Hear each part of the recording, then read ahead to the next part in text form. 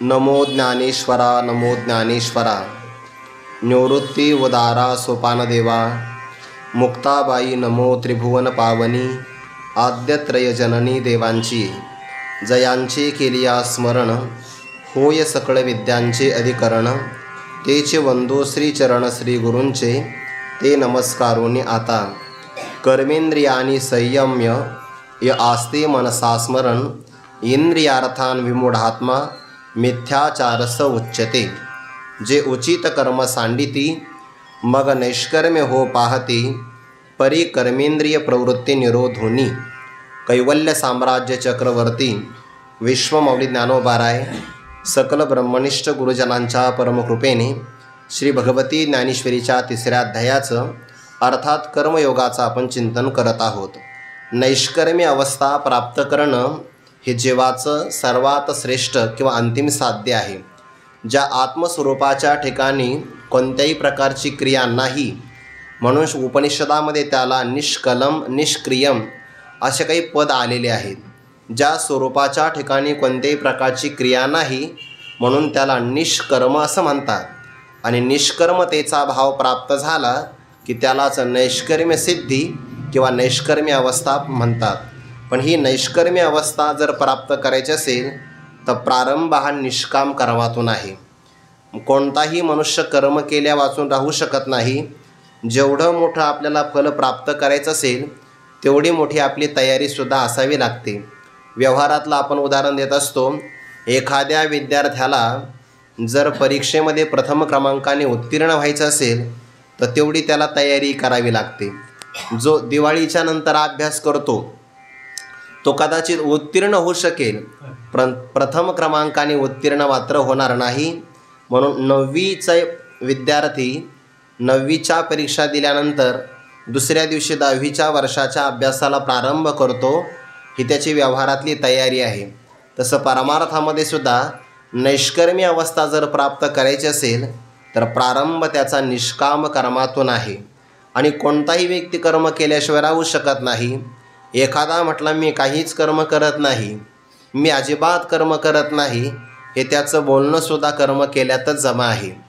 फक्त एकच महात्मा असा आहे की जो प्रारब्धाने कर्म करतो पण तत्वतः त्याच्या हातून कर्म घडत नाही। कोणता आहे? ज्याने परब्रह्म स्वरूपाला आत्मत्वाने जाणलं आहे त्याच्याकडून मात्र कोणत्याही प्रकारचं कर्म तत्वतः घडत नाही। व्यवहाराच्या भूमिकेतून तो कर्म करत असताना दिसतो। ज्ञानोबाराय म्हणतात, तो कर्मे करी सकळे परिकर्मबंधा नाकळे। जैसे न शिंपे जळी जळे पद्मपत्र। पाण्यामध्ये राहणारं कमळाचं पुष्प किंवा कमळाचं असणारं पान राहतं पाण्यामध्ये, पण पाण्यामध्ये सुद्धा संबंध लागत नाही। एक थोडासा बारकावा आहे त्यातला, पाणीसुद्धा व्यावहारिक सत्तेतलं आहे, कमळाचं पानही व्यावहारिक सत्तेतलं आहे। आणि शास्त्रातला नियम काय आहे? समान सत्तेमध्ये साधक बाधक व्यवहार घडत असतो। साधक व्यवहार असो किंवा एखादा बाधक व्यवहार असो त्यामध्ये सत्ता समान असावी लागते। सत्ता जर विषम असेल, सत्ता म्हणजे अस्तित्व, सत्ता जर विषम असेल तर साधक किंवा बाधक व्यवहार घडत नाही। उदाहरणार्थ, स्वप्नामध्ये जर आपल्याला तहान लागली असेल तर जागृतीतल्या पाण्याचा काही उपयोग नाही। किंवा जागृतीमध्ये तहान लागली असेल तर मला काल स्वप्नामध्ये खूप मोठं पाणी दिसलं होतं, मी आत्ता जातो आणि घेऊन येतो, उपयोग होत नाही। कारण स्वप्नाचं अस्तित्व सत्ता वेगळी आहे आणि जागृतीतली सत्ता वेगळी आहे। स्वप्नातली सत्ता आहे प्रातिभासिक, जागृतीतल्या पदार्थाची सत्ता आहे व्यावहारिक। आणि ज्या सत्तेचा कधी बाध होत नाही अशा आत्मस्वरूपाची सत्ता आहे पारमार्थिक। शास्त्रातला नियम असा आहे, सत्ता जर समान असेल तर साधक बाधक असा व्यवहार घडू शकतो, पण हा नियम सर्व ठिकाणी लागू कधी कधी होत नाही। जलाची म्हणजे पाण्याची सत्ता व्यावहारिकच आहे आणि कमळाच्या पानाची सत्ता पाहिली तर व्यावहारिक आहे, तरीसुद्धा ते पाणी त्या कमळाच्या पानाला लिप्त करू शकत नाही। जैसे न शिंपे जळी जळे पद्मपत्र। सर्वांगाने दृष्टांत काही घ्यायचा नसतो, एवढ्या एका अंगाने घ्या। म्हणजे समान सत्तेतले दोन पदार्थ असतानासुद्धा जर व्यवहारातलं पाणी व्यावहारिक सत्तेतल्या कमळाच्या पानाला लिप्त करू शकत नाही, तर पारमार्थिक सत्तेमध्ये असणाऱ्या परब्रह्म स्वरूपाला प्राप्त झालेल्या महात्म्याला प्रातिभासिक किंवा व्यावहारिक सत्तेतलं कर्म काय लिप्त करणार आहे? म्हणून तो सगळ्या प्रकारचे जरी कर्म करत असला तरी त्याला कर्माचं बंधन प्राप्त होत नाही. ही त्याची विलक्षण अपूर्व अशा प्रकारची अवस्था किंवा स्थिती आहे. बाकी त्या महात्म्याला, ज्ञानी पुरुषाला जर आपण वगळलं तर जगातले सगळे अज्ञानी प्राणी, मग तो कोणताही प्राणी असू द्या, कोणत्याही काळामध्ये कर्म केल्या वाचून राहतच नाही. कारण त्याची प्रकृती किंवा त्याचा असणारा स्वभाव, त्याची असणारी अविद्या नावाची उपाधी किंवा ईश्वराची असणारी माया नावाची उपाधी, आणि त्यामध्ये सगळे जीव मायाचे अधीन असल्यामुळे प्रकृतीपासून निर्माण होणाऱ्या सात्विक, राजस किंवा तामस या गुणांच्या प्रभावाला प्राप्त होऊन पराधीनपणाने सगळ्या प्रकारची कर्म करत असतातच. कर्म केल्या वाचून कोणी राहत नाही. मग आता कर्म करणं हा जर सिद्धांत अबाधितच आहे, तर मग मनुष्याने निषिद्ध कर्म करण्यापेक्षा किंवा आळसी राहण्यापेक्षा चांगलं कर्म केलेलं कधी चांगलंच आहे की नाही. पण बऱ्याचदा माणसं काही थोडंसं आपाततः श्रवण केलं आणि त्यांना असं वाटलं की स्वस्वरूपाच्या ठिकाणी कर्माचा कोणताही संबंध नाही. त्यांना असं वाटतं हे ऐकल्याबरोबर मीच झालो की काय, म्हणून आतमध्ये कर्म करण्याची इच्छा असते पण वरून आळसही असतो, आणि म्हणून त्याला असं वाटतं की कर्म न केलेलं बरं. आता कर्माच्या अभावी त्याचं अंतःकरण शुद्ध होत नाही, आणि शुद्ध अंतःकरणाची योग्यता असल्यामुळे ब्रह्मज्ञानही स्थिर राहत नाही. आणि जोपर्यंत ब्रह्मज्ञान स्थिर होत नाही, मोक्षाचा संभव मिळू शकत नाही. म्हणून ज्याला नैष्कर्म्य अवस्थेला गवसणी घालायची असेल त्यांनी आपली योग्यता कधीही चाचपून पाहिली पाहिजे. एखादा जवळचा व्यक्ती अधिकार संपन्न असतो आणि त्याच्याच प्रमाणे आपला अधिकार नसताना जर आपण तसं करू लागलो तर अधिकाराच्या अभावी आपल्याला समाधान मिळत नाही. म्हणून शास्त्रातल्या ह्या ज्ञानोबारांच्या ज्ञानेश्वरीतली प्रत्येक ओवी हे आपल्याला जाणवून देते की आपण कुठे आहोत. म्हणून आपण त्या भूमिकेला प्राप्त झालो की क्रमाक्रमाने पुढं गेलं पाहिजे, हा सगळ्याचा अर्थ आहे. आता निष्कर्मी अवस्थेला प्राप्त झालेला महात्मासुद्धा प्रारब्ध बलाने कर्म करतो, आणि जर त्याने कर्म केलं किंवा कर्म सोडलं, पहिला विकल्प घेऊ आपण. एखाद्या महात्म्याला परब्रह्मस्थिती प्राप्त झाली आणि यदा कदाचित तो जर सदा समाधी अवस्थेमध्ये राहू लागला तर एक अर्थ असा होईल कालांतराने त्याचा देह पडेल. दुसरा अर्थ असा होईल की सामाजिक असणाऱ्या व्यवस्थेमध्ये ब्रह्मज्ञानाची परंपरा खंडित होईल. कारण का, एखाद्याला ब्रह्मज्ञान प्राप्त झालं आणि जर तो कायम समाधीमध्ये राहू लागला तो शिष्याला उपदेश करण्याकरता वृत्तीवरच येणार नाही. हा एक अर्थ. तो वृत्तीवर आला नाही तर त्याच्या शरीराला अन्नपदार्थ भोजनही मिळणार नाही, म्हणजे प्राणक्षीण होऊन जाईल. आणि मग काय होईल, ब्रह्मज्ञान झालं की हा एक प्रकारचा रोग होईल. म्हणजे एकाला ब्रह्मज्ञान झालं आणि कालांतराने तो मृत्युमुखी पडला. म्हणून ज्ञानी महात्मासुद्धा प्रारब्ध बलाने जोपर्यंत प्रारब्ध संपत नाही तोपर्यंत तो कर्म करताना दिसतो, आणि त्याने कर्म केलं तरच असणारी ही ज्ञानाची अव्याहत परंपरा अखंडित असते, नाहीतर तिचा विच्छेद होऊ शकतो. म्हणून तो वृत्तीवर येत असतो. इथं ज्ञानोबा म्हणतात ना, उचलिले वायू वशे चळे शुष्क पत्र जैसे निचेष्ट आकाशे परिभ्रमे तैसे प्रकृती आधारे.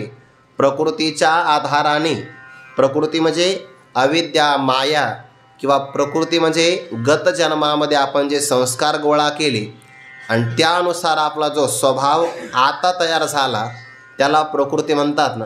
माणसं म्हणतात याची सात्विक प्रकृती आहे, हा एका ठिकाणी बसत नाही, हा राजसी आहे, आणि हा कीर्तनाला गेला तरी झोपतो, तामसी प्रकृती आहे, असं म्हणतो की नाही आपण. मग जशी ज्याची प्रकृती असेल. आता सिद्ध महात्म्याची गुणातीत प्रकृती असते, कारण साधकीय अवस्थेमध्ये त्याने सत्वगुण जतन केलेला असतो. मग आता ज्याने पूर्वजीवनामध्ये सात्विक प्रकृतीचा संग्रह केला, ब्रह्मज्ञानानंतर तो राजसी तामसी होईल का? अजिबात होणार नाही. म्हणून ब्रह्मज्ञानाच्या अगोदर त्याची जीही प्रकृती असेल भजनाची प्रकृती असेल तर तो भजन करेल, तीर्थयात्रेची प्रकृती असेल तीर्थयात्रा करेल, राज्य कारभार चालवण्याची जनकांप्रमाणे प्रकृती असेल तर तो ब्रह्मज्ञानानंतरसुद्धा प्रकृतीप्रमाणे कर्म करू शकतो. किंवा भक्तराज अर्जुनाप्रमाणे क्षत्रिय असेल तर ब्रह्मज्ञानानंतर युद्धही करू शकेल. ह्या प्रकृतीचा आधार आहे. प्रकृती आधारे कर्मेंद्रियाच्या विकाराला प्राप्त होऊन, विकार म्हणजे कृती, त्याला प्राप्त होऊन निष्कर्म असणारा महात्मासुद्धा निरीच्छ आहे.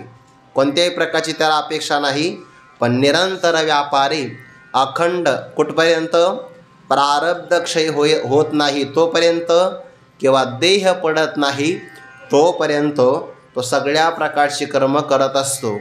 सगळी कोणती कर्म आहे? पश्यन, स्पृण्वन, शृण्वन, स्पृशन, जिघ्रन, अश्नन, गच्छन, स्वपन, श्वसन, प्रलपन, विसृजन, गृह्णन, नुन्मिशन, निमिशन, नपी, ही सगळ्या प्रकारची तो कर्म करतो. कर्म करताना फरक काय आहे? फक्त अहंकार नाही. आणि आपल्याकडे अहंकार आहे. माणसं म्हणतात ना, तुम्हाला ओळखलं नाही का मी कोण आहे? नाही ओळखलं, सांग पहिल्यापासून. असा अहंकार आहे की नाही? मनुष्याचा लगेच जागा होतो अहंकार. ज्ञानी पुरुषाला मात्र अहंकार नाही. मनोवणी संग जव प्रकृतीचा तव त्याग न घडे कर्माचा, ऐसियाही करू म्हणते तयाचा आग्रहोची उरे. काल आपण अर्थ पाहिला. ओघातला अर्थ असाच आहे बरं. ओघातला अर्थ कोणता आहे? मनोवणी या सगळ्या कारणामुळे संग जव प्रकृतीचा. त्याच्यामध्ये सूक्ष्म चिंतन एक असं आहे, अज्ञानी पुरुषाचा आणि प्रकृतीचा संग जो आहे ना तो अत्यंत आसक्तीचा आहे. आणि ज्ञानी महात्म्याच्या म्हणजे आत्मस्वरूपाला प्राप्त झालेल्या महात्म्याचा अंतकरणाचा, देहाचा आणि प्रकृतीचा कल्पित आध्यासिक तादात्म्य संबंध आहे. पण संबंध आहेच ना. पण कोणता का संबंध असा ना, पण जोपर्यंत प्रकृतीचा संग किंवा संबंध आहे तव त्याग न घडे कर्माचा. हे सुद्धा व्यवहाराने आपण म्हणायचं आहे बरं.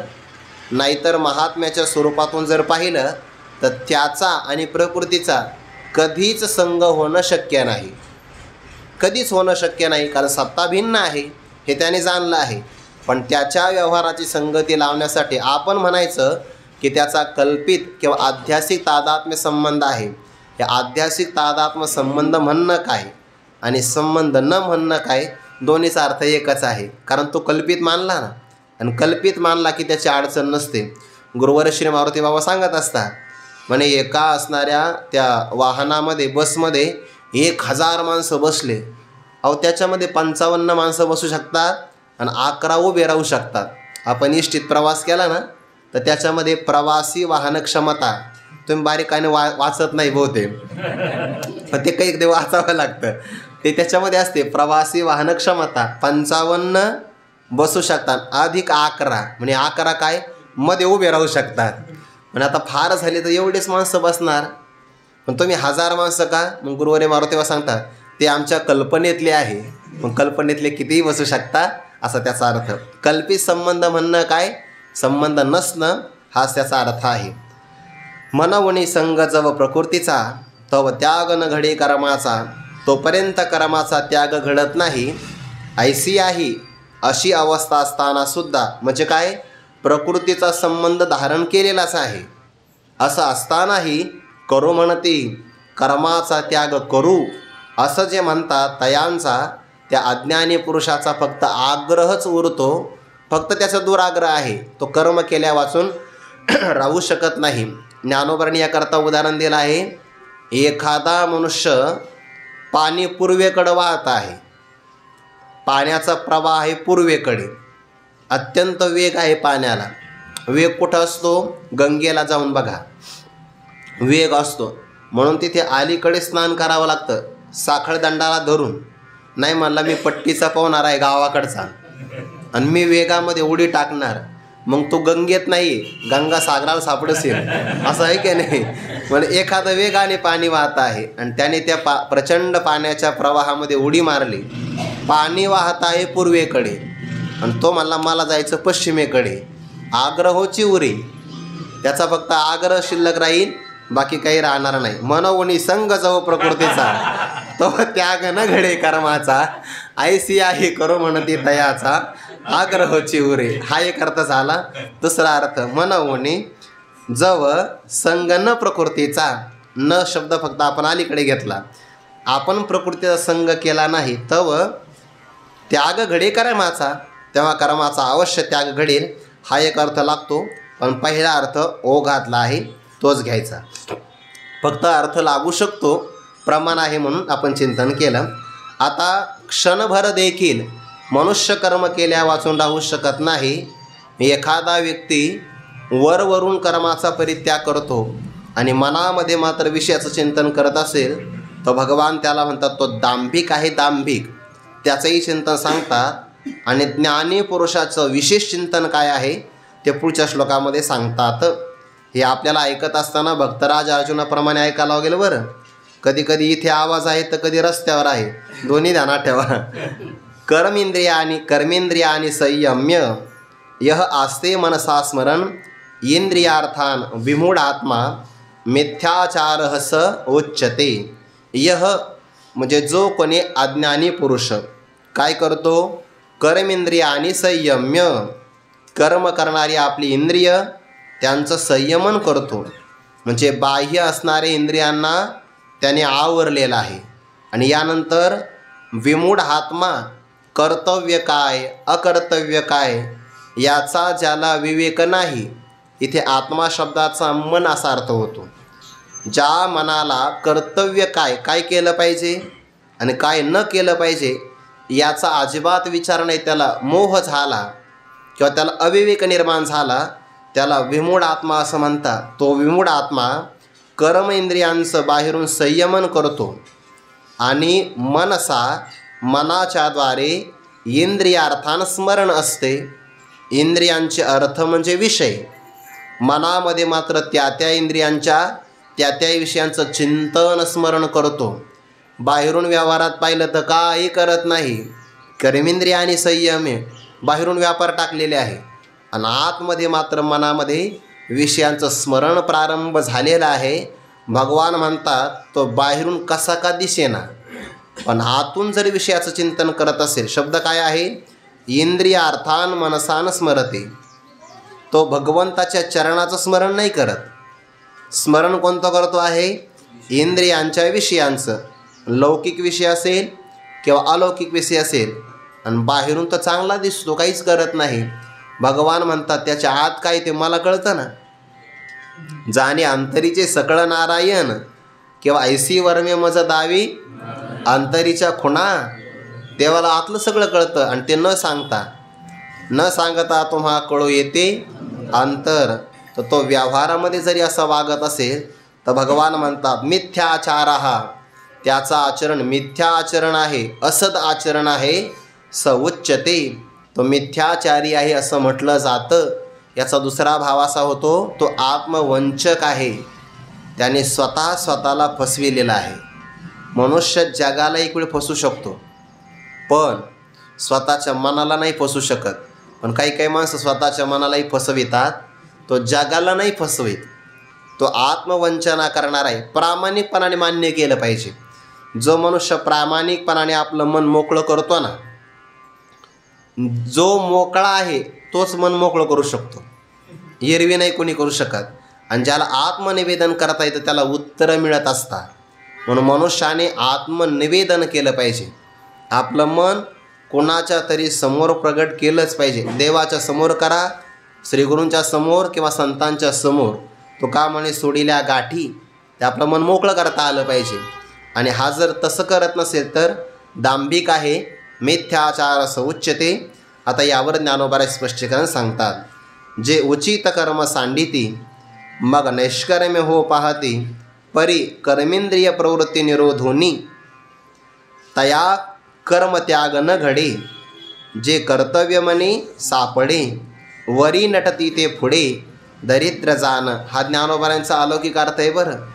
मिथ्याचार शब्दाचा काय अर्थ केला, वरवरून नटतात ते. आणि नटणं हे दांभिकतेमध्येच असतं. आतमध्ये जे असतं ना त्याला नटावं लागत नाही, त्याला भीती नाही ना. ज्याच्या आत जे नसतं त्याला ते बाहेर दाखविण्यासाठी नटावं लागतं. आणि नटणारे माणसं चमकतात आणि चमकले तर माणसं म्हणतात हे लय मोठे. जे उचित कर्मे सांडिती योग्य असणारं कर्माचा ते परित्याग करतात. उचित म्हणजे योग्य, आपल्या वर्ण आणि आश्रमानुसार वाट्याला आलेलं, ज्याला शास्त्राचं प्रामाण्य आहे आणि जे आपल्या अंतःकरण शुद्धीसाठी अत्यंत आवश्यक आहे त्याला उचित कर्म म्हणतात. उचित कर्मामध्ये सगळी कर्म सुलभच असतात असं नाही आहे. उचित कर्मामध्ये बरीच कर्म कठीणही असतात. आपण जर उंच नीच काही नेने भगवंत तिष्ठे भाव भक्त देखोन्या या तुकोबारांच्या सगळ्या अभंगाचं जर आपण पारायण किंवा चिंतन केलं तर काही संतांची कर्म सुलभ वाटतात आणि काही संतांच्या वाट्याला आलेली कर्म हे आपल्याला क्लिष्ट वाटतात. पण ते त्यांच्या वाट्याला आलेलं कर्म आहे. जरी ते वरून पाहिलं तर क्लिष्ट वाटतं, पण तत्वतः मात्र ते उचितच कर्म आहे. चोखोबारायांच्या वाट्याला आलेले कर्म चोखा मेळा संगे ढोरे ओढी. गावामध्ये एखादं मृत जनावर पडलं तर ते गावाच्या बाहेर ओढायचं हे काम आहे की नाही. मग आपण तर हातही लावत नाही, मृत झालेला आहे. हात लावला एखाद्या मृत व्यक्तीला तरी कपड्यासहित स्नान करायचं असतं. सचैल स्नान असा नियमच आहे शास्त्राचा. तोपर्यंत आपण शुद्ध होत नाही. मग आपल्याकरता ते आपल्याला काय वाटतं अशुद्ध आहे. पण चोखोबारायांच्या वाट्याला ते कर्म आल्यामुळे भगवान परमात्मा मदत करतात. बाहेरून दिसायला कर्म वाईट ते दिसतं. आता एखाद्या मृत प्राण्याला हात जरी लावला तरी आपण स्नान करतो. काही लोकांची काय तयारी असेल बरं, मृत प्राण्याला खातात ते कधी अशुद्ध शुद्ध कधी होणार आहे, कधीच होणार नाही. नारकीय गती त्यांना कायम ठरलेली आहे असा त्याचा अर्थ आहे. किंवा पुढचा जर आपण अर्थ पाहिला तर सजन कसाया विको लागे मांस. कर्म आपल्याला कठीण दिसतं आहे पण परमात्मा त्यामध्ये सुद्धा मदत करतात, कारण ते प्राणी मारायचं नाहीत. सजन कसाया प्राणी मारण्याचा प्रकार नाही, विको लागे मांस हा अर्थ आहे. किंवा क्षत्रियाच्या वाट्याला आलेलं कर्म कठीण नाही का. देशाचं रक्षण करायचं म्हणजे युद्ध करावं लागतं आणि युद्धामध्ये अधर्माने वागणाऱ्या पुरुषांचा वधच करावा लागतो. हे जरी वरवरून आपल्याला काय वाटतं सोपं कर्म वाट्याला यावं म्हणजे गंगेच्या काठावर राहायचं, एखाद्या आश्रमात जंगलामध्ये काहीच करायचं नाही, हे आपल्याला सुलभ होता गोड वाटे. पण वर्ण आणि आश्रमाची व्यवस्था पाहिली तर कधी कधी आपल्या वाट्याला कठीणही कर्म येऊ शकतं. पण ते कठीण आहे असं म्हणायचं नाही. अंतःकरण शुद्धीसाठी तेच कर्म त्याने केलं पाहिजे.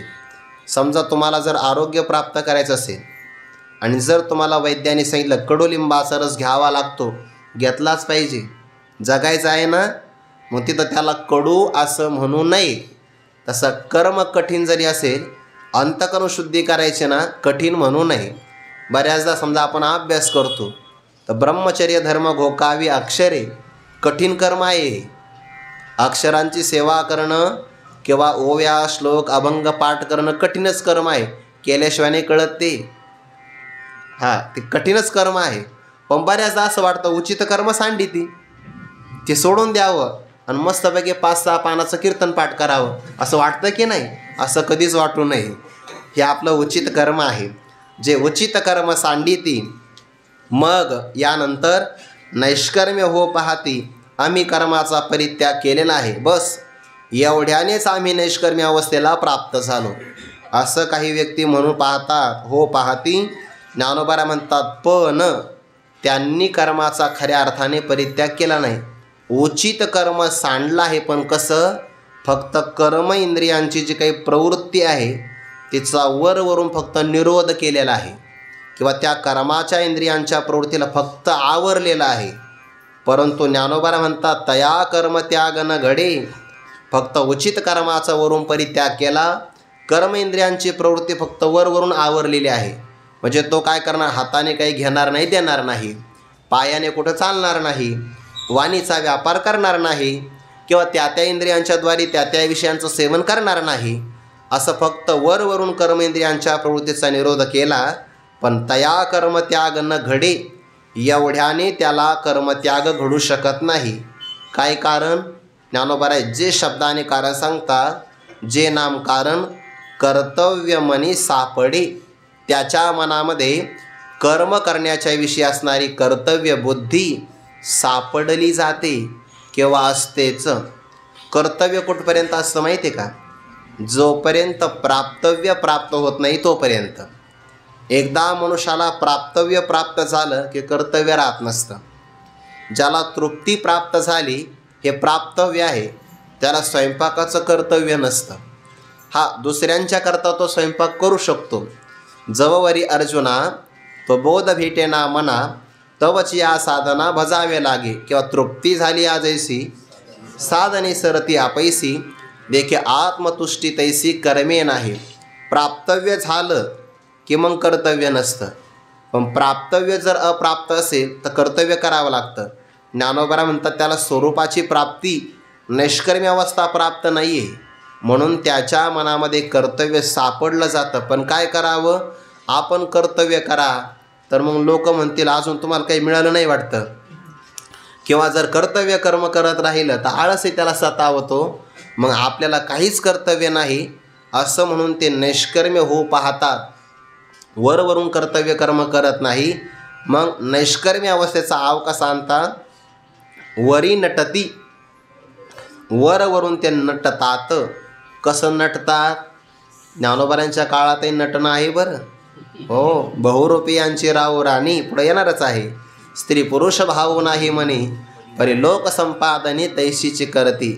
जे नटतात त्यांना नट म्हणतात. अभिनय करू शकतात ना, त्याला काय म्हणतात? नट. आणि यांचं नटणं कोणतं आहे? यांचं व्यवहारातलं नटणं आहे.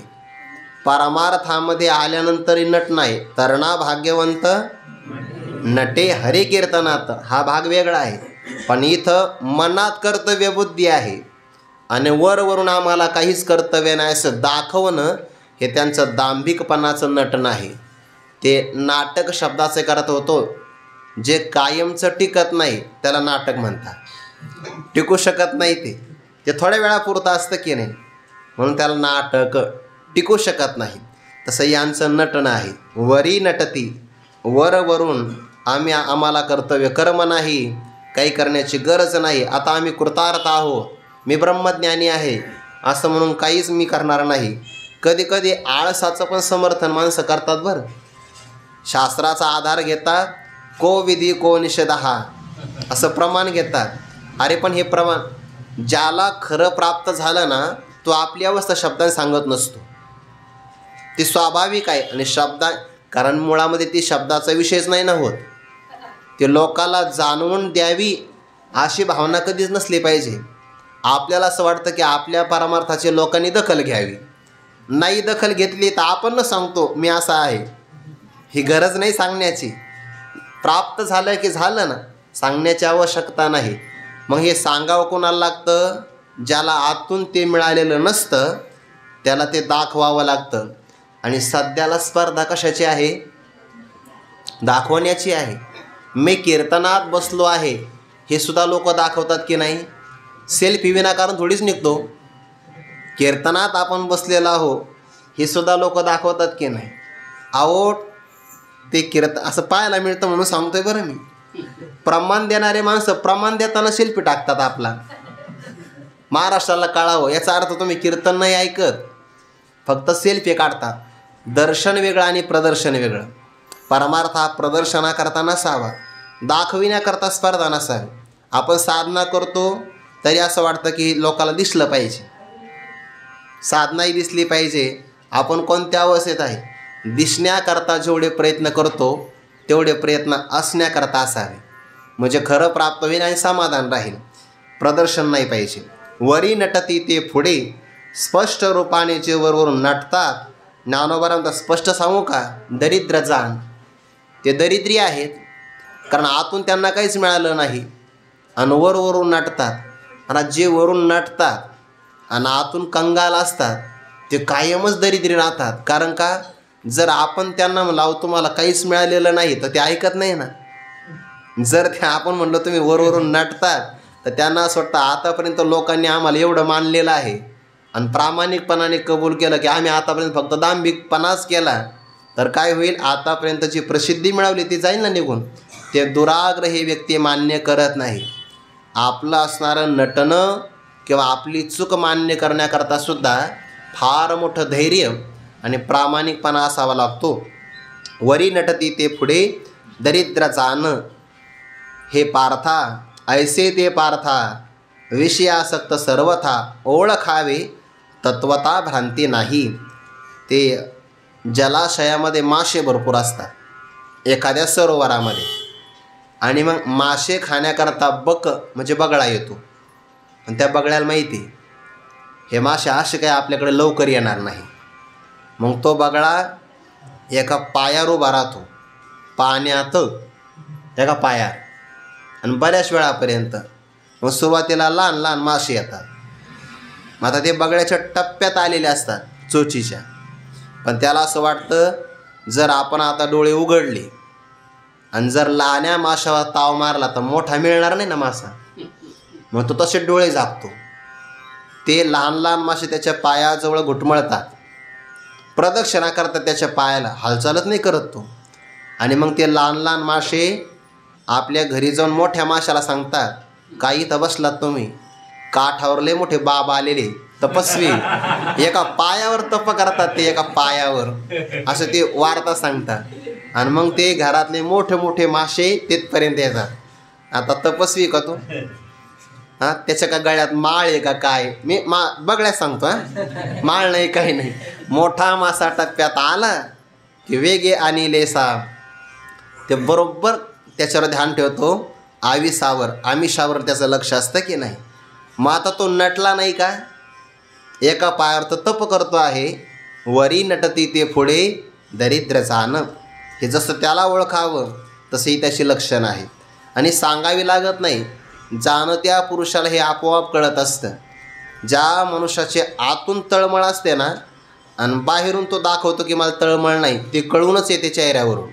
त्याच्याकरता ते शब्दातून प्रगट होईल, कृतीतून प्रगट होईल. ते तुकोबाऱ्यांचं प्रमाण आहे ना, अंतरीचे धावे धरिताई परी आवरे ना, ते नाही आवरत आहे, ते कळतं बघा. तुकोबारा म्हणतात ना, तोपर्यंत माळा मुद्रांची भूषणे आहेत, माझ्याशी गाठ पडली नाही तोपर्यंत. स्पष्ट आहे तुकोबारा यांचं असं. ऐसे ते पार्था विषयासक्त सर्वथा ओळखावे तत्वता भ्रांती नाही. अर्जुना, असे जो कोणी असतील, कोणतं? उचित कर्माचा परित्याग केला, अंतकरण शुद्ध नाही, वैराग्य प्राप्त नाही, मनामध्ये कर्तव्य बुद्धी आहे, विषय प्राप्तीची अपेक्षा आहे, वरून त्याग केला, ते विषयासक्तच आहे. आणि सर्वथावर सर्व प्रकाराने ते आतून बाहेरून विषयासक्तच आहे, त्यांना ओळखावं. आणि आमच्या या बोलण्यामध्ये तत्वतः म्हणजे खऱ्यापणाने अजिबात भ्रांती नाही, हे देवाचं वचन आहे ना. ते विषयासक्त आहे का नाही? आहेच, भ्रांती नाही, याच्यामध्ये संशय घेण्याचं काही कारण नाही. आता दे अवधान. आता नूतन विषयाला प्रारंभ. आपण जर ज्ञानेश्वरीचं अवलोकन केलं ना थोडंफार सूक्ष्म रूपाने, जेव्हा अज्ञानी पुरुषांचा एखादा विषय येतो तर त्याचा विस्तार ज्ञानोबारे फार नाही करत.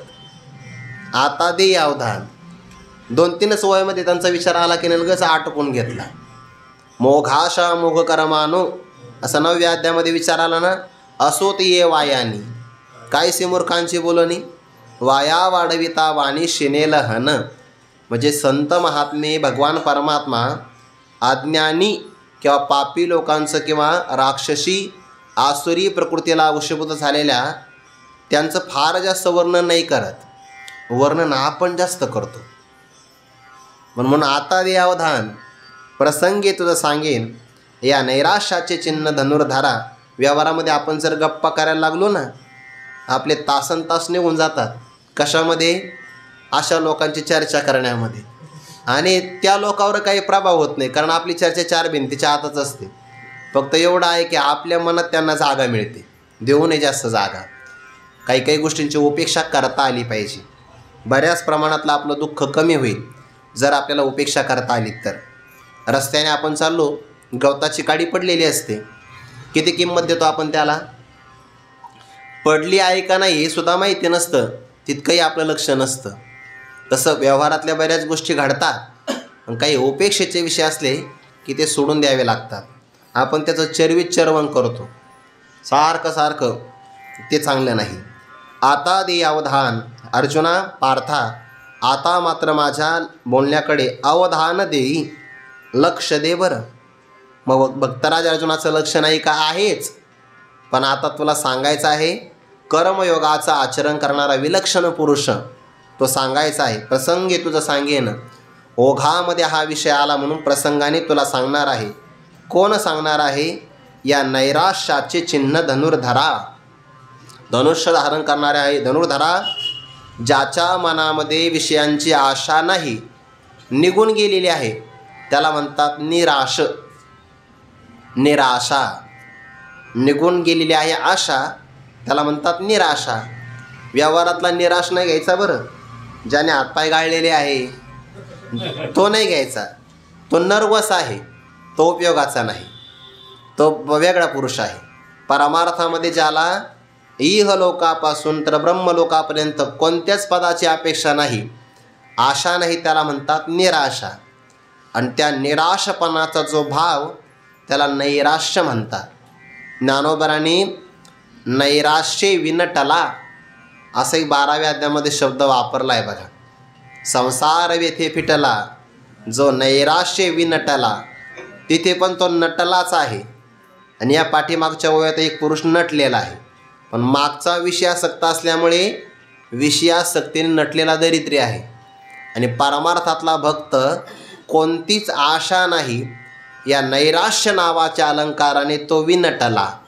नैराश्ये विनटला, व्यादाह तो निसुटला विहंगम जैसा.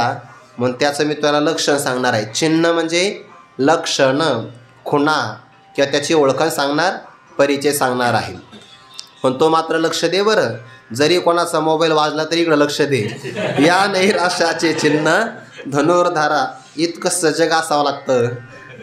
यस्पिंद्रिया आणि मनसा नियम्यारभते अर्जुन, कर्मेंद्रिय कर्मयोगम सक्तस्य विशिष्यते. यह तो इंद्रियाणि मनसा नियम्य आरभते अर्जुन, कर्मेंद्रियैः कर्मयोगम असक्तः सह विशिष्यते. असक्त आणि आसक्त अर्थ वेगळा आहे बरं. सक्त म्हणजे काय? चिकटलेला. आसक्त म्हणजे पूर्ण चिकटलेला. आणि असक्त म्हणजे अजिबात विषयामध्ये न गुंतलेला. म्हणजे नाही. सक्त आणि आसक्त दोन्हीचा अर्थ जवळपास एक होतो. फक्त सक्त म्हणजे थोडासा सक्त, आ म्हणजे पूर्ण आसक्त, आणि म्हणजे नाही. एवढी मराठी गोड आहे. आणि आ लिहिण्यामध्ये जरी चुकला तर अर्थ वेगळा होतो. इथे असक्त शब्द आला आहे. कर्मयोगम असक्तः, ज्याच्या मनामध्ये विषयांची अजिबातच आसक्ती नाही त्याला म्हणतात असक्त. म्हणून शुद्धलेखन फार महत्त्वाचं आहे बरं. अच्या ऐवजी जर आपण आ लिहिलं तर लगेच अर्थ या तीरावरून पलीकडच्या तीराला जाऊ शकतो, विरुद्ध अर्थ होऊ शकतो. यह तू म्हणजे परंतु. मागच्या श्लोकापेक्षा या श्लोकामध्ये येणारा व्यक्ती वेगळा आहे. परंतु ते विलक्षण सांगण्याकरता तू परंतु असा शब्द आला. पाठीमागचा कसा आहे? वरून इंद्रिय आवरलेले आहे आणि मनामध्ये विषयांचं चिंतन करतो आहे. पण हा तसा नाही. हा कसा आहे? यह तो मनसा इंद्रियानि नियम्य, याने मनाच्या द्वारे इंद्रियांचं नियमन केलेलं आहे. म्हणजे मनाचं साह्य आहे बरं. पाठीमागचा मनाने विषयांचं स्मरण करणारा आहे, आणि हा मात्र मनसा मनाच्या द्वारे इंद्रियांना आवरतो, नियम्य संयमन केलेला आहे. आणि यानंतर कर्म इंद्रियैही कर्मेंद्रियांच्या द्वारे कर्मयोगम आरभते, कर्म इंद्रियांच्या द्वारे कर्मयोगाचा आरंभ करतो. हे अर्जुना सह विशिष्यते, तो मात्र मागच्या पुरुषापेक्षा म्हणजे दांभिक किंवा मिथ्या आचरण करणाऱ्या पुरुषापेक्षा विशेष योग्यतेचा आहे, किंवा तो अपूर्व अलौकिक वेगळाच आहे. फरक असा आहे, मागच्या पुरुषाने वरवरून इंद्रिय आवरले आहे मनात आवरलेले नाही, मनामध्ये विषयांचं चिंतन आहे. आणि याने काय केलं, मनाच्या द्वारे इंद्रियांना आवरलेलं आहे, ज्ञानेंद्रियाला आवरलेलं आहे. कारण इथे 2 शब्द आले बघा, इंद्रियांनी पूर्वपदामध्ये आणि उत्तरपदामध्ये कर्मेंद्रियही. म्हणजे इथं काय घ्यायचं, इंद्रियानी शब्द आला की ज्ञानेंद्रिय घ्यायचे, कारण त्याने ज्ञानेंद्रियाला मनाच्या द्वारे आवरलेलं आहे. आणि वरून कर्म इंद्रिय करणाऱ्या कर्मेंद्रियांच्या द्वारे कर्मयोगाचा आरंभ केलेला आहे. म्हणजे मागचा श्लोकामध्ये येणारा पुरुष वरून गप्प आहे, तर तो मिथ्याचरण करणारा त्याला आत्मस्वरूपाची प्राप्ती होत नाही. आणि 7व्या श्लोकामध्ये आलेला आतमधून मन इंद्रियांना ज्ञानेंद्रियाला आवरून बाहेरून सगळ्या प्रकारची कर्म करतो आहे, तरी तो मोक्षाला प्राप्त होतो. हा त्यातला विशेष फरक आहे. त्याची अंतःकरण शुद्धी पण होते. म्हणून मनुष्याने स्वतःला फसविण्यापेक्षा कधीही प्रामाणिकपणाने मान्य करावं आणि जो आपला अधिकार असेल त्या साधनाची निवड करावी. नटण्यामध्ये पुरुषार्थ नाही.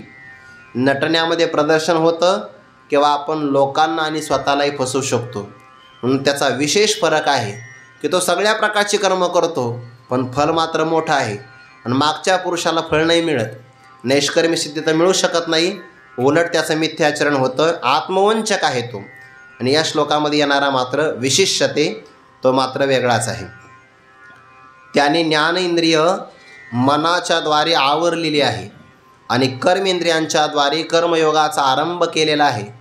म्हणजे तो काय करतो, विषयांचं सेवनही करतो, पण कोणत्या, निषिद्ध नाही.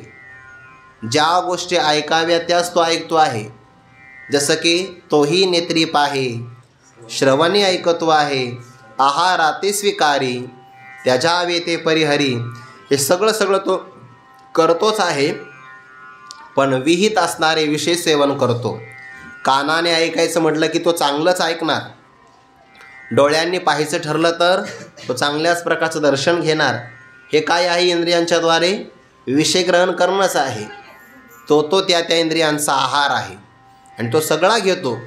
तो अशा प्रकारे काही वेगळा वागत नाही. फक्त एवढंच आहे की मनातून त्याने मात्र आसक्ती सोडलेली आहे. असक्त कोणत्याही प्रकारच्या विषयाचं आकर्षण त्याच्या मनात नाही. सविशिष्टते तो मात्र असा आहे, म्हणजे मनात आसक्ती नाही, मनाच्या द्वारे ज्ञानेंद्रियाचं संयमन आहे आणि बाहेरून कर्मेंद्रियाच्या द्वारे कर्मयोगाचा आरंभ आहे, निष्काम कर्मयोगाचा. तर तो विशेष आहे. म्हणून अर्जुना तू असा हो, असं भगवान पुढे सांगणार आहे. जो अंतरी दृढ परमात्मरूपी गूढ, बाह्य तरी रूढ लौकिक जैसा, तो इंद्रियाज्ञा न करी, विषयांचे भय न धरी, प्राप्त कर्मना वेरी उचित जे जे, तो कर्मेंद्रिय कर्मी, राहटता तरी न नियमी, परी तेथीचे निउर्मी झाकोळे ना. या 3 ओव्यांचा एकत्र विचार आहे. तसं सगळ्याच ओव्या एकमेकामध्ये गुंफलेल्या आहे, पण प्रामुख्याने या 3 ओव्या एकत्र घ्याव्यात, म्हणजे त्याचा अर्थ आणखीन सुगम होतो आहे. जो अंतरी दृढ, तो अंतकरणामध्ये कसा आहे, दृढ निश्चळ आहे, स्थिर स्वरूपाचा आहे. मागचा पुरुष कसा आहे, जे कर्तव्य मनी सापडे, त्याच्या मनामध्ये कर्तव्यबुद्धी सापडते, म्हणून तो चंचल आहे. आणि हा पुरुष मात्र अंतरी दृढ आहे. मनुष्याचा बाहेरून शरीराने व्यापार होतो. पुढे ज्ञानी पुरुषाचं एक लक्षण येत आहे, आपल्या प्रारब्ध बलाने त्याचं शरीर सगळ्या प्रकारचे व्यापार करत आहे, परी बैसका न मोडे मानसीची. त्याच्या मनातली जे बैठक असते ना, स्थिरता, ते अजिबात मोडत नाही. देह तरी वरिचिलीकडे आपुल्या परी हिंडे, त्याचा देह आपापल्या प्रारब्ध बलाने जिकडं पाहिजे तिकडे जाऊ शकतो, पण परमात्म स्वरूपाच्या ठिकाणी लागलेली वृत्तीची जी बैठक आहे ते मात्र अजिबात मोडत नाही. बैसका म्हणजे बैठक, आसन व्यवस्था मोडत नाही. बैसका तरी न मोडे मानसीची.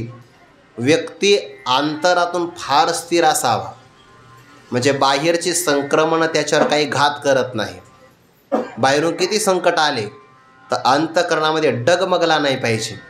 अनुकूलता आली, प्रतिकूलता आली, मान अपमानाचे प्रसंग आले, सुख दुःख, लाभ हानी जय पराजय निंदास्तुती हे सगळे जरी प्रसंग आले तर त्यांची एक मर्यादा आहे.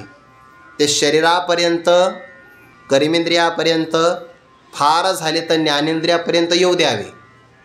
त्याच्या पलीकडे ते मनापर्यंत नाही गेले पाहिजे. समजा तुमचा अपमान केला, तुम्ही कानाने ऐकू शकतात, पण मनात किती वेळ ठेवायचा न ठेवायचा हे आपल्या हातात आहे ना. आपण सांभाळून बसतो, डिलीट नाही करत, जतन करत राहतो की नाही, सेव्ह करतो. परिणाम काय होतो मग? मन स्थिर राहत नाही, दुःखी होऊन जातं. जो अंतरी दृढ मेरू पर्वताप्रमाणे सगळे प्रसंग जरी आले तर त्या प्रसंगात तो हलवला जात नाही म्हणजे घाबरत नाही. जो अंतरी दृढ विषयाच्या आकर्षणाने जो चंचल केला जात नाही म्हणून तो अंतरामध्ये अत्यंत स्थिर आहे. त्याच्याकडे जर पारमार्थिक भूमिकेतून पाहिलं तर परमात्मरूपी गूढ, या गूढ शब्दाचा अर्थ केला आहे गढलेला, तल्लीन, निमग्न झालेला आहे. जेव्हा त्याने परमात्म स्वरूपाला वृत्तीने जाणलं तेव्हा त्याची वृत्ती त्या अपार आनंदाला सोडून बाहेर येतच नाही, अजिबात येत नाही. म्हणजे सामान्य सुख जरी मिळालं, पंचदश कारणे असं उदाहरण दिलं आहे, तो बाहेरच्या आणि अंतरातल्या कोणत्याही व्यापाराला सामान्यसुद्धा पुरुष विषय मिळाला तरी विसरून जातो. ज्याने परमानंदो सेवेला आहे, ब्रह्मानंदो सेवेला आहे, तो केवीर आहे आवराला, तो त्या स्वरूपामध्ये निमग्न होऊन जातो. म्हणून परमात्मरूपी गूढ, परमात्म स्वरूपामध्ये त्याची वृत्ती गढलेली आहे, जी आता परत बाहेर येत नाही. हा एक अर्थ झाला. दुसरा अर्थ होतो परमात्म स्वरूपाने पाहिला तर तो गूढ आहे, म्हणजे काय? रहस्यात्मक आहे. सामान्य दृष्टीला तो कळू शकत नाही, अजिबात नाही कळत. कारण परमात्म्याच्या भूमिकेतून पाहिलं तर तो स्वरूपालाच प्राप्त आहे. बाहेरच्या पुरुषाला बाह्य दृष्टिकोनातून तो कळत नाही. आणि बाहेरून पाहिलं तर बाह्य तरी रूढ लौकिक जैसा, जसे लोकव्यवहारातले लोक लौकिकाप्रमाणे वागतात ना, तसा हा बाहेर व्यवहारामध्ये वागू लागला की तसाच वागतो. ज्यांनी ज्ञानोबांच्या समाधी सोहळ्यामध्ये कीर्तन केलं, आपले केंदूरचे कान्होबा महाराज पाठक, वाराणसी क्षेत्रामध्ये कोणीतरी तपश्चर्या केली, मला संतांचं दर्शन व्हावं. काशी विश्वनाथाने सांगितलं केंदूरला जा. तिथं कान्होबा महाराज पाठक नावाचे संत आहे. तो तपस्वी संन्यासी महात्मा आला आणि त्याने पाहिलं तर कान्होबा महाराज पाठक आपल्या लहान लहान मुलांना अंगा खांद्यावर खिळवीत होते. बाह्य तरी रूढ लौकिक जायचा. बाह्य अंगाने पाहिलं तर लौकिक पुरुषाप्रमाणे, म्हणजे प्रपंच करणाऱ्या पुरुषाप्रमाणे, रूढ म्हणजे वागणारा, लोकसंग्रहाप्रमाणे जनाचाराप्रमाणे वागणारा दिसू लागला. तो जाऊ लागला. त्याने काशी विश्वनाथाला, एवढे मोठे भारतामध्ये महात्मे असताना इथं मला पाठवलं, काय बहुतेक काशी विश्वनाथाला माझी फजितीच करायची होती का काय? ते निघून चालले. कान्होबा महाराजांनी विचारलं, का हो, का निघून चाललेत तुम्ही? मोठ्या आशेनं आलो होतो म्हणे तुमच्या दर्शनासाठी, बोध प्राप्त करण्यासाठी.